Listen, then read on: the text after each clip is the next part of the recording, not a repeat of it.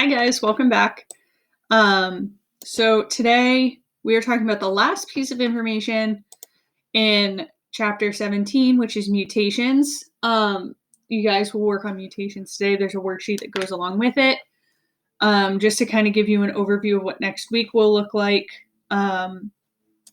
Tuesday, we will have a review day where we will meet, just like we did last time, meet over Google Meet and review. We'll go over the clicker questions. We'll play a Kahoot, hopefully. And then Friday, you guys will take your Chapter 17 test. So just a heads up so you guys can not be surprised next week when it's on your weekly plan on Monday. But next Friday, you guys are taking your Chapter 17 test. And that brings you into April vacation where you guys will have absolutely nothing for me to do after your test, after break. If we're back in class, because we'll have that decision this week. If we are back in class, we will be definitely moving into evolution. If we are still remote, we will definitely be moving into evolution. So no matter what, we are in evolution. So mutations of one or a few nucleotides have the ability to totally affect the protein structure and function.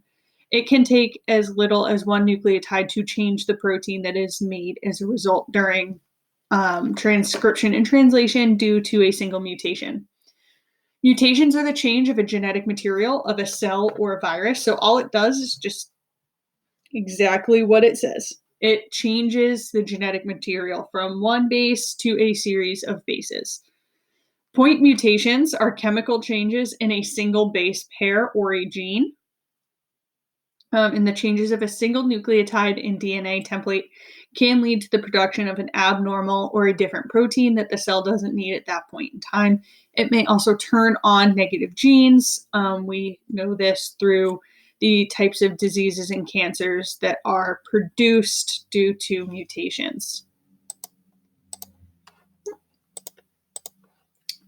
So just looking at one example, so one point mutation, wild type hemoglobin in DNA has this CTT and then GAA. DNA, it produces the matching mRNA strand, and then it just produces normal hemoglobin.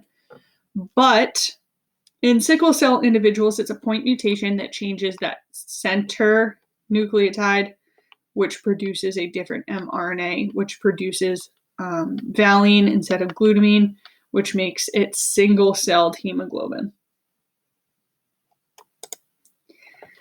The types of small-scaled mutations. So point mutations within a gene can be divided into two general categories: nucleotide pair substitutions and one or more nucleotide insertions or deletions.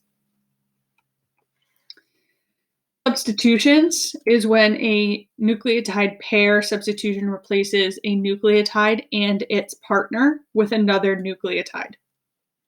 So that whole pair gets removed. So say it's an A and a T, it gets removed and it gets replaced with a T and an A.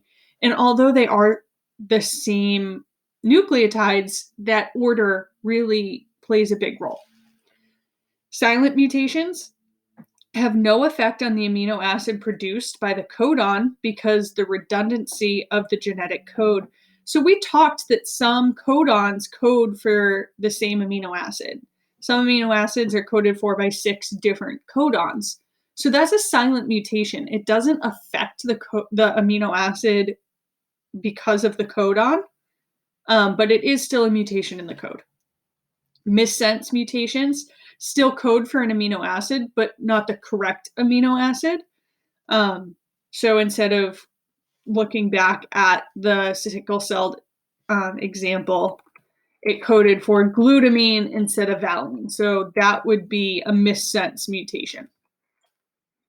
And then a nonsense mutation changes an amino acid codon into a stop codon, which nearly always leads to a non-functional protein because it's stopping the protein before it's fully done. So just looking the variety of different types here. we see that an A instead of a T is made, so we get serine instead of glycine like we should have. Down here, we have our missense.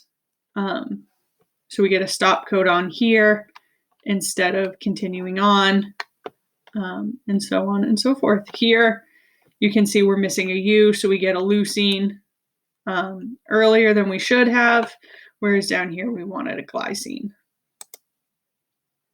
So again, just looking closely, silent.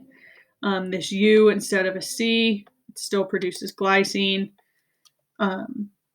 This is our single pair substitution, our missense. So we get a serine produced. This is what we wanted, a glycine.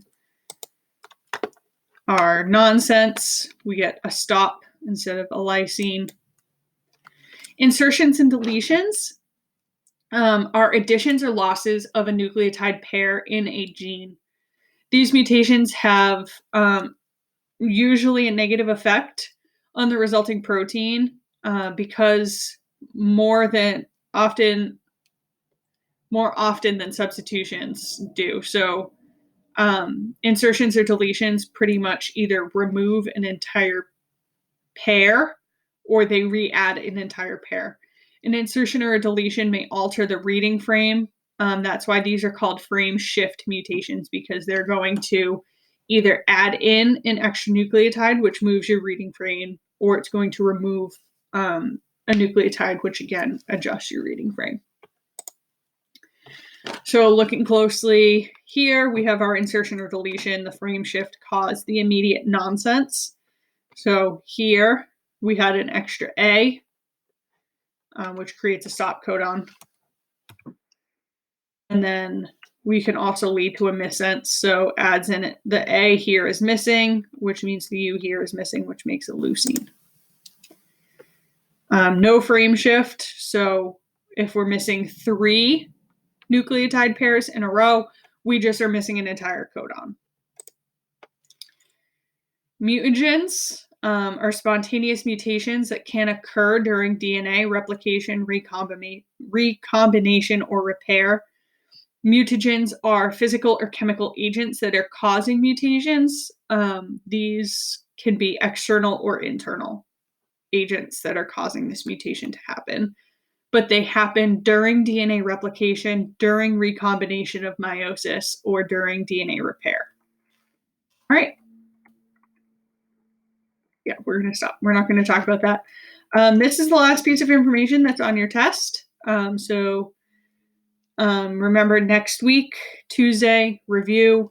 We will review during class time. So if that doesn't work for you, just let me know and I can send you the Kahoot as a challenge and the clicker questions to review, or we can schedule another time to do our Google Meet.